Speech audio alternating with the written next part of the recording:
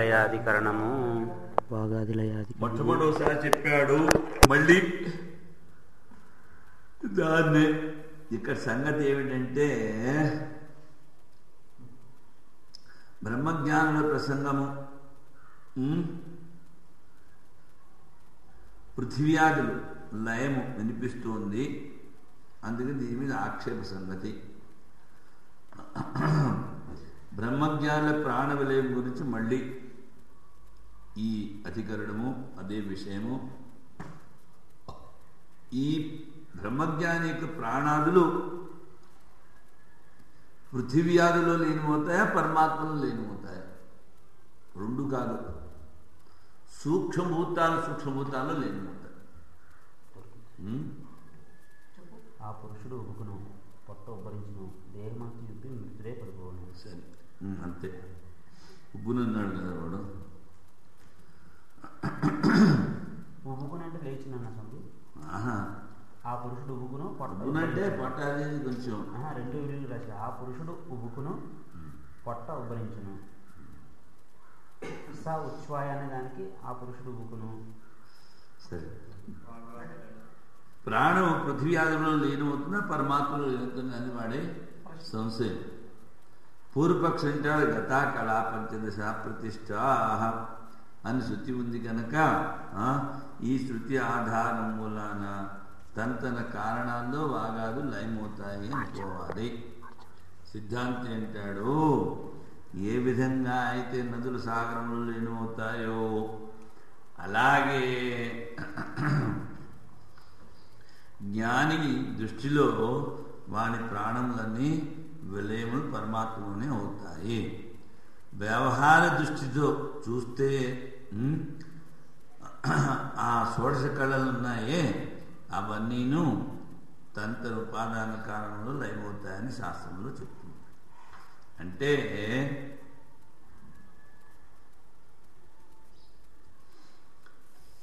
వాటి ఉపాదాన కారణాలు ఏమవుతున్నాయని వ్యవహార దృష్టితో చెప్తారు. వాడు పరమాత్మను లీనమైపోతాడు. సరి, వాగాదలయాధికరణము. తత్వజ్ఞానినో వాగాదయ ప్రాణ విలీయమానాః ప్రాతిస్వికేషు అగ్న్యాది అధికరణేషు విలీయంతే. ఈ జ్ఞాని యొక్క ఇంద్రియములు, ప్రాణములు, వాటి ఉపాదాన కారణమైనటువంటి అన్యాదులు అన్ని వాగ్భూత్వ ముఖం ప్రావిశత్. అందుకని వాగింద్రియం అందులో లీనమవుతుంది. నదు పరమాత్మలో కాదు. ఎందుకంటే గతా కళా పంచదశ ప్రతిష్టా అన్నారు కనుక. ఇది కళాశబ్దవాచ్యానాం ప్రాణాదీనాం ప్రతిష్టా శబ్దవాచ్య స్వస్వ కారణ ప్రాప్తి ప్రతిపాదకత్వ. ఇవన్నీను తన కారణాల్లో లీనమవుతాయని చెప్పారు కనుక వాడి ప్రాణాలతో పరమాత్మలో లీనం కాడు. యత్రాస్య పురుషస్య అగ్నిం వాగప్యేతి వాతం ప్రాణ. ఈ పురుషుని యొక్క అగ్నిలో వాణి, తర్వాత వాయువులో ప్రాణము, చక్షురాదిత్యంలో చెప్పారు కనుక తత్వవిదో దృష్ట్యా పరమాత్మని ఏవ లయః. తత్వవేత్తల దృష్టితో చెప్పినట్లయితే వాడు పరమాత్మలోనే లీనమవుతాడు. శృత్యంతరాస్ నిశ్చీయతే.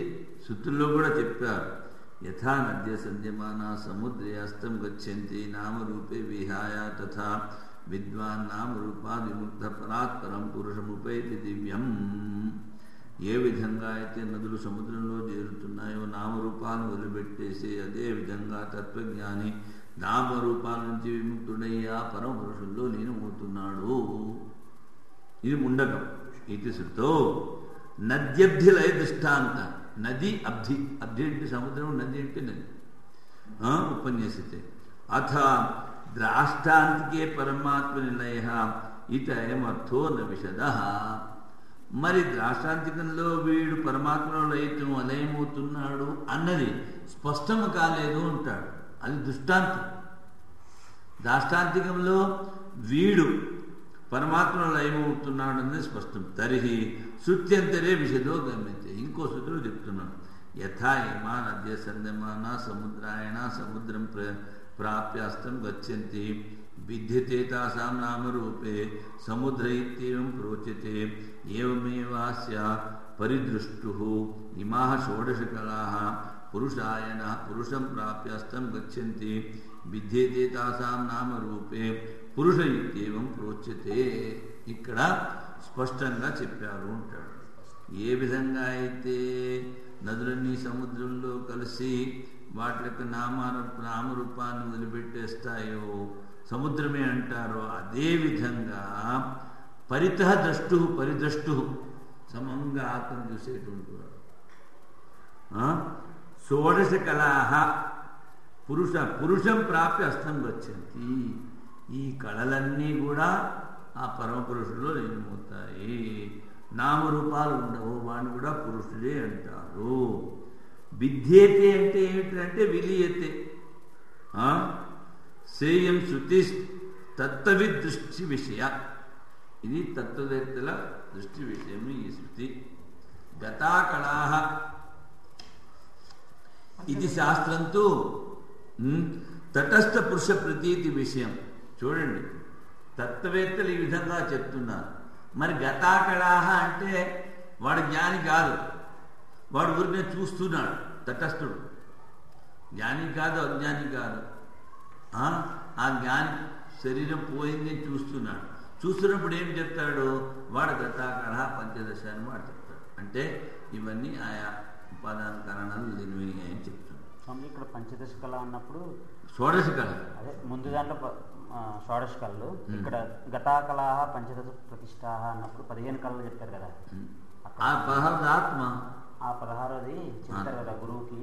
ఎందుకు 15 కళలు? 16లో ఒకటి 2 పోతుంది నామరూపంలోనూ ఆయన నామరూపం. అలాగే కాదు, 16వది ఆత్మ. ఆత్మ ఒకటే కళతో ఉంటుంది కనుక దాన్ని చంపద్దని ముందు చెప్పారు కదా. త్రికళాసం. త్రికళాసం అంటే గిరిగిటి తొండ. ఆ అమావాస్య రోజున ఒకే కళతో ఉంటుంది కనుక అందరూ ఆ అమావాస్య రోజున తొండను కూడా చంపకూడదు. 16 కళలు అనిత్యం, కానీ ఆత్మ ఒక కళతో ఉంటుంది అమావాస్య రోజు. అందుకని గిరిగిడిని కూడా అంటే ఆ తొండను కూడా చంపకూడదు. తొండ పాపి అంటారు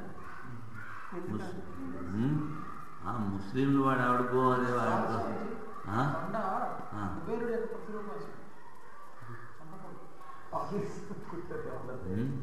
కుబేరుడి ప్రతిరూపం రామాయణంలో ఉంది.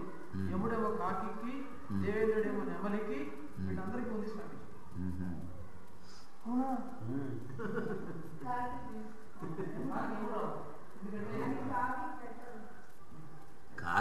కాకి యముడంటే అందుకనే కాకి సంభోగం ఎవడైతే చూసాడో వాడు వెంటనే తెస్తాడని చెప్తాడు శుక్రశాస్త్రం. యమధర్మరాజు రావణాసురుడు యమధర్మరాజు మీదకి దేవేంద్రులకు మీద దండయాత్ర చేసినప్పుడు వీళ్ళకి పోరాడే విషయం అందరూ జంతువుల రూపంలో మారిపోతుంది.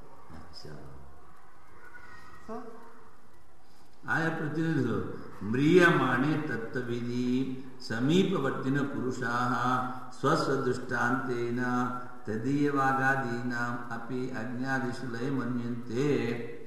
తత్వవేత్త మరణిస్తున్నప్పుడు ఆ చుట్టుపక్కల ఉన్న వాళ్ళందరూ ఇలా కనుకుంటారు. వాడి ప్రాణాలన్నీను ఆయా వాటిలో లేనివి. అతశ్రుతేర్న విరోధ. తత్వవేత్తల దృష్టితో చెప్పింది మొట్టమొదటి, వాడు పరమాత్మలో లీనమైపోతాడు అని. చూసేవాళ్ళ దృష్టిలో చెప్పింది రెండవ శృతి. అందుకని విరోధం. తస్మాన్ పరమాత్మని తత్వజ ప్రాణానాం లయ. అవి ప్రాణాలన్నీ ఆ పరమాత్మలోనే లీనమైపోతాయి. ఇదేమిటి? తాని పరే తథా హ్యాః తాని పరే తథా హ్యాః తాని పరే తథా హ్యాః తాని పరే తథా హ్యాః తాని పరే తథా హ్యాః. తాని పరే తథా హ్యాః. వ్యవహారిక దృష్టితో ఈ కళలన్నీ తన ఉపాదాన కారణంలో లయమవుతాయని చెప్పినప్పటికీ తత్వవేత్తల దృష్టితో వాళ్ళందరూ పరమాత్మలోనే లీనవుతున్నారు. కల్పనీయవలీయంతే రజ్జుజ్ఞానేన అజ్ఞాన తత్కార సర్పాది నివృత్తివత్. తాడు జ్ఞానమైతే సర్పం అక్కడ కనుక ఆ సర్పం అంతా రజ్జులో లీనమైపోయింది. తన్ని నివృత్తి తాత్పర్యం. అందుకని అవన్నీ కూడాను పరమాత్మలోనే లీనమైపోతాయి. ఇప్పుడు అవిభాగాధికరణము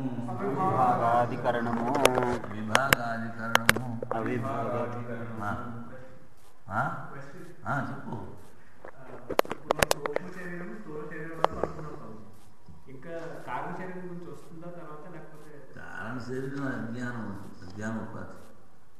అజ్ఞానం నష్టమైపోయింది కదా. ఉపాసకుడికి కర్మకి అజ్ఞానం నష్టం. ఇక్కడ కారణ శరీరం అజ్ఞానం పోతే కారణ శరీరం ఉండదు.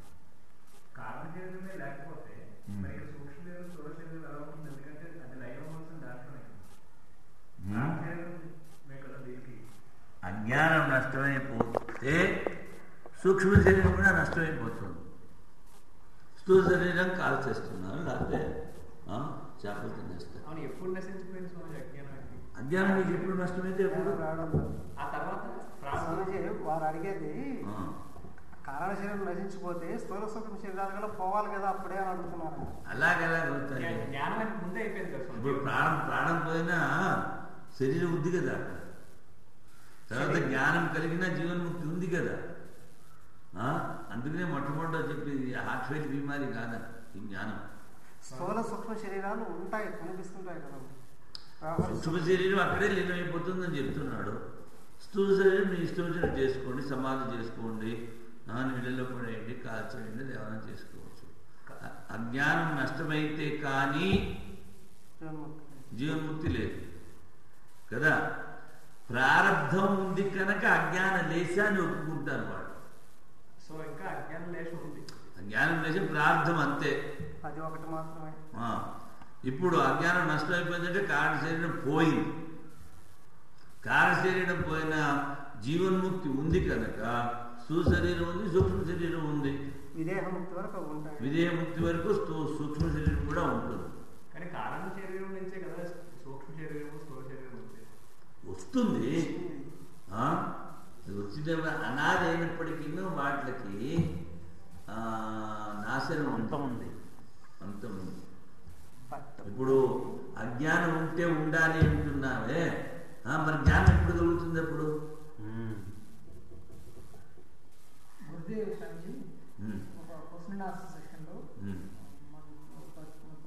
స్టేట్ ఫర్ వారు అప్పుడు మా స్టూడెంట్ ఉన్నప్పుడు అది జీవన్ ముక్తాన్ని క్వశ్చన్ చేశారు హైదరాబాద్ వాళ్ళకి. ఆయన గట్టిగా నవ్వి డోంట్ సే టు అదర్స్ అని చెప్పి ఎస్ అయ్యాం అని చెప్పి మళ్ళీ మీరు అడుగుతారు కదా, నేను ఇంటికి శుభ్రంగా అది కావాలి ఇది కావాలి అడిగి ఫోన్ చేస్తున్నాను కదా. నేను కూడా అప్పుడు కోపం వస్తుంది, చూస్తూనే ఉన్నారు కదా. అయితే నేను ఈ బాడీతో అటాచ్మెంట్ పెట్టుకుని వస్తున్నాను. నాకు అడుగుతున్నాను, నేను పెట్టుకొని మీకు వ్యవహారం చేస్తున్నాను. అజ్ఞానం ఉంటే ఈ రెండు శరీరాలు ఉంటాయని మన అజ్ఞానం ఎప్పుడు నష్టమవుతుంది? స్వామి రమణ మహర్షి వారు చెప్తారు ఇక్కడ, అజ్ఞానం పోయిందంటే కారణ శరీరం పోయినట్టే. బట్ కారణ శరీరం లేదు కాబట్టి సూక్ష్మ శరీరం కూడా ఉందా లేదా అని అడగచ్చు. కానీ సూక్ష్మ శరీరం కూడా లేదు, హృదయమే వ్యక్తం అవుతుంది అంటారు. 4 అంతఃకరణలో 4 కలిపి హృదయంగా వ్యవహరిస్తాడు అని అంటారు. సో ప్యూర్ నాలెడ్జే హృదయం ద్వారా వ్యక్తం అవుతుంది. అది నియమం ఏమీ లేదు. అజ్ఞానం ఉంటే ఈ శరీరాలు ఉండి తీరాలి అని. అజ్ఞానం నశించినా శాస్త్రాల్లో జీవన్ముక్తి చెప్తున్నారు కనుక. తర్వాత అజ్ఞానం పూర్తిగా పోతే విదేహముక్తి. అప్పుడు సూక్ష్మ శరీరం లేదు, కారణ శరీరం లేదు, రెండు లేదు. సమాధానం లేశం ఉంది. లేశం ఒప్పుకుంటారు. ప్రార్థానికి జీవన్ముక్తికి అజ్ఞాన లేశం, ఆ జీవన్ముక్తి అవస్థ. సో రమణ మహర్షి వరకు ఒకసారి ఆయనకు జ్ఞానం కలిగిన తర్వాత చివరి వరకు కూడా ఇక అజ్ఞానం రానేలేదంటారు. ఒకసారి జ్ఞానం కలిగిందా దానికి అజ్ఞానం అక్కడి నుంచి వస్తుంది. కానీ ప్రారంభం ఉన్నంత విదేహముక్తి ఉన్నంత వరకు ప్రారంభం ఉంటుంది. ప్రారంభం ఉంటే స్వభావం ఉండదు, ప్రారంభం ఉండొచ్చు. అందుకని అజ్ఞానం లేశాను అనుకుంటారు. స్వామి విదేహముక్తన సద్యముక్తన ఒకటేనా? విదేహముక్తన సద్యముక్తన ఒకటేనా? సద్యోముక్తి అంటే వెంటనే ముక్తి అవ్వడం. జీవన్ముక్తి. జీవన్ముక్తి వేరు. అదే నేను జీవన్ముక్త అంటే విదేహముక్తి. అవిభాగాధికరణము అధికరణము